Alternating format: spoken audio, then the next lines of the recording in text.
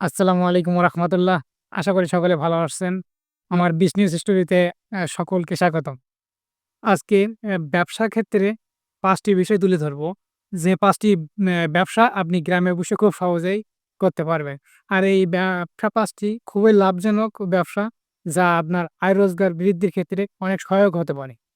তো এই ব্যবসা কয়টি নিয়ে যে আলোচনা করব, এই ৫ টি বিষয়ের মধ্যে সর্বপ্রথম যে বিষয়টি রয়েছে সেটা হলো কৃষিভিত্তিক ব্যবসা। কৃষিভিত্তিক ব্যবসা বলতে আমি ধান, চাল লাগানো এসবগুলোর কথা বলি নাই।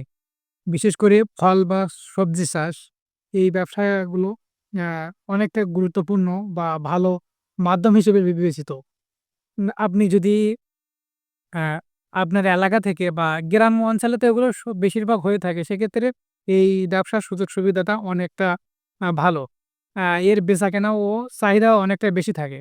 আপনি ফল বা সবজি যেগুলো কাঁচা তরকারি বা ইত্যাদি অ্যা যেগুলো বোঝায়, এগুলোর মাধ্যমে আপনি এই ব্যবসাটা খুব ভালোভাবে করতে পারবেন। হ্যাঁ, এই ব্যবসার ক্ষেত্রে অনেক লাভজনক বিষয়বস্তু রয়েছে। আ সেক্ষেত্রে আপনার মনে প্রশ্ন জাগতে পারে, এই ব্যবসা কেনা-বেচা হবে কিনা? আমি বলব, গ্রাম অঞ্চলে প্রতিটি মানুষের চাহিদার ক্ষেত্রে এই জিনিসটি ব্যবহার হয়। যেখানে চাষবাস হয় সেখান থেকে আপনি এগুলো কালেক্ট করবেন। কালেক্ট করে আ যেখানে হাট বাজার রয়েছে সেখানে গিয়ে এগুলো বিক্রয় করতে পারবেন। এই ৫ নম্বর টপিকের আ ২ নম্বর ব্যক্তি হিসেবে আমি বলব গবাদি পশু বা হাঁস-মুরগি পালন। গবাদি পশু বা হাঁস-মুরগি পালন এইটা তরুণদের জন্য একটা ভালো উদ্যোক্তা হিসেবে বিবেচিত। কেননা উম যারা গবাদি পশু পালন করে, আ সেক্ষেত্রে তাদের একটা দীর্ঘমেয়াদী হিসাব-কিতাব লাগে। তবে আপনি আপনার চাকরি জীবন বা কাজের পাশাপাশি এই ব্যবসাটা করতে পারেন। গবাদি পশু পালন লালন-পালন করতে পারেন। আর হাঁস-মুরগি পালনের কথা যদি বলি, তাহলে যদি আপনার কোনো মাছ চাষের খামার থাকে বা ঘেরের ওপরে হাঁস-মুরগি পালন করলে অ্যা এটা একটা লাভজনক বিষয়। এই বিষয়টা যদি আপনি করতে চান, তাহলে এইরকম একটা ভিডিও আমি নিয়ে আসবো আমার YouTube চ্যানেলে। YouTube চ্যানেলে যদি ঘোরাঘুরি করেন, তাহলে ভালোভাবে বুঝতে পারবেন এই বিষয়টি। গবাদি পশু ও হাঁস-মুরগি পালনের ক্ষেত্রতে তুলে ধরব। এই ৫ নম্বর বিষয়ের ভিতরে ৩ নম্বর টপিক হিসেবে আমি বলব, মুদি দোকান বা পাইকারি ব্যবসা যদি আপনি করতে পারেন, তাহলে এটাও অনেক লাভজনক বিষয়। প্রতিনিয়ত আমাদের সমাজে বলতে আমাদের আ বাড়িতে রান্না-বান্নার কাজে মুদি মালামাল বলেও প্রয়োজন হয়। এমন কোনো বাড়ি নেই যে আ মুদি মালামাল ব্যবহার হয় না। প্রতিদিন প্রতিনিয়ত মুদি মালামাল আমাদের ব্যবহৃত হয়। সেক্ষেত্রে বলতে পারি, আপনি যদি মুদি মালামালের ব্যবসা করেন, তাহলে ভালো লাভজনক ব্যবসা হতে পারে। এখন বলবেন যে, এই মুদি মালামাল আমি কোথায় পাবো? কোথা থেকে কিনবো? বিশেষ করে আপনার এলাকায় অ্যা একটু খোঁজ খবর নেবেন। আড়ত, যেগুলো আড়ত বলে না? আড়তে এগুলো খুব ভালোভাবে পাওয়া যায়। অথবা বিভিন্ন গোডাউন আছে, গোডাউনে এগুলো মজুত থাকে। এখন আপনি বলতে পারেন, এগুলো অনেক বিষয় ঝামেলা। কিভাবে এগুলো কালেক্টেড করব? এগুলো মানুষের কাছে কিভাবে বলবো? তারা কি আমার কাছে বেচতে চাবে? অবশ্যই একজন সে চাইবে যে তার প্রোডাক্ট একজনের কাছে বিক্রয় করুক। তারও তো চলা লাগবে। সেক্ষেত্রে সে চায় যে একজন খদ্দের ধরবে। সেই খদ্দের হিসেবে যদি আপনি বিবেচিত হন, তাহলে অনেকটা এগিয়ে যেতে পারবেন।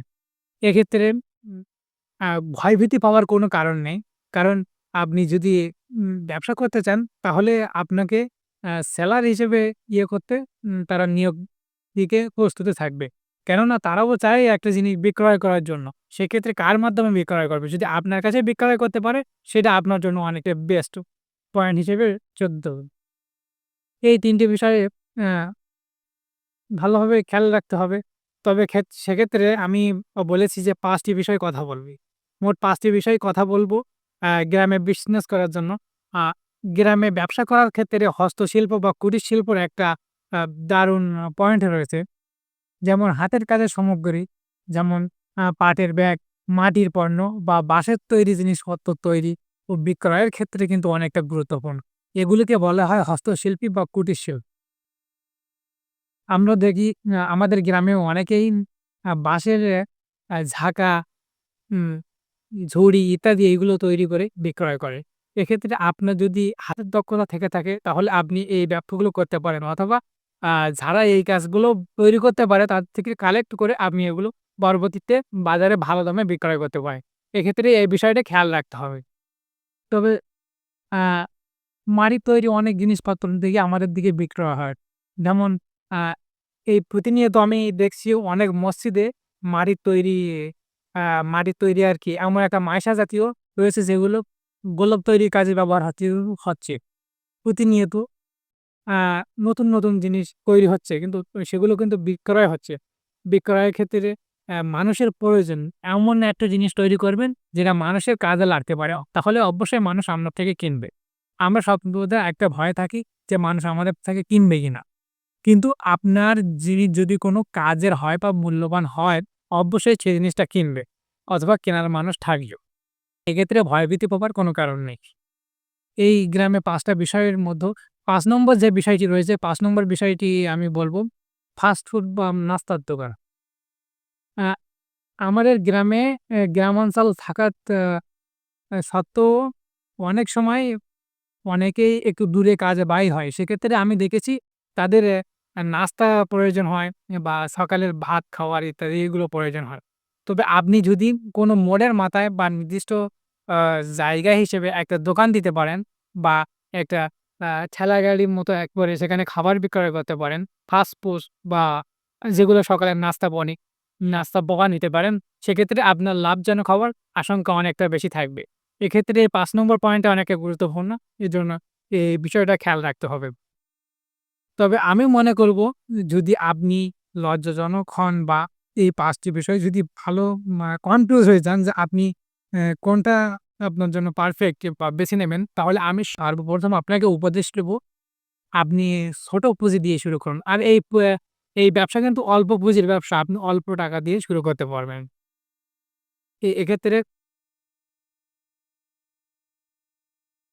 এক্ষেত্রে একটা জিনিস বলার আছে যে ব্যবসার ক্ষেত্রে আমি তো ঝুঁকি নিতে পারছি না যে আমার পরিবার চালাতে হবে। সেক্ষেত্রে আমি ব্যবসা-বাণিজ্য কিভাবে করব? এই বিষয়টা আমার মাথার মধ্যে ঢুকছে না। তবে আপনাদের ক্ষেত্রে একটা কথা বলব, আপনি যদি কোনো চাকরি করেন বা চাকরি করেন, চাকরির পাশাপাশি যে অবসর সময়টা পান, সেই সময়টাকে কাজে লাগিয়ে কোনো কিছু তৈরি করুন।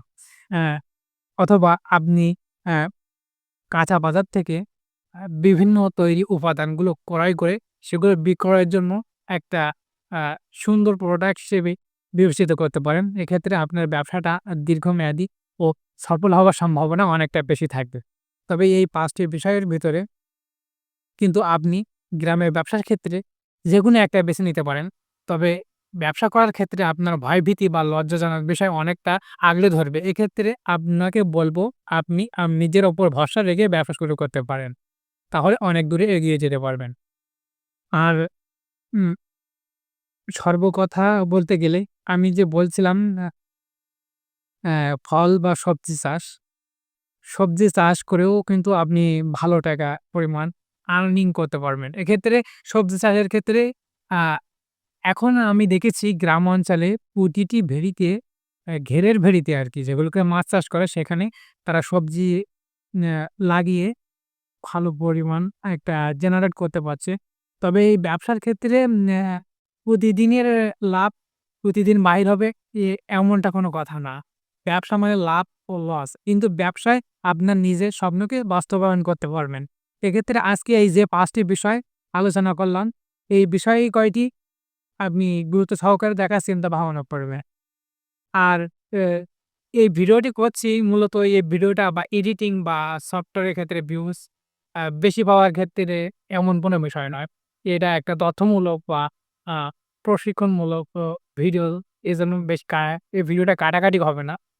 আ তবে যদি আমার ভিডিওটি ভালো লেগে থাকে সেক্ষেত্রে আ সাবস্ক্রাইব করতে ভুলবেন না। আর একটা লাইকও দিবেন। কারণ আমি তো এই রিলেটিভ ভিডিও তৈরি করি। এখন একটা জিনিস বোঝেন, আমি যদি আপনাদের জন্য ভিডিও তৈরি করি সেক্ষেত্রে যদি আপনাদের আকর্ষণ না থাকে বা আমার ভিডিও যদি আপনাদের কাছে না যায়, সেক্ষেত্রে আমার তো ভিডিও তৈরি করতে ভালো লাগবে না। এক্ষেত্রে আমাকে আ উৎসাহিত করতে এগুলো আপনাদের দেখা দরকার। তো দেখা হবে অন্য কোনো ভিডিও। আ আল্লাহ হাফেজ। আসসালামু আলাইকুম ওয়া রাহমাতুল্লাহ।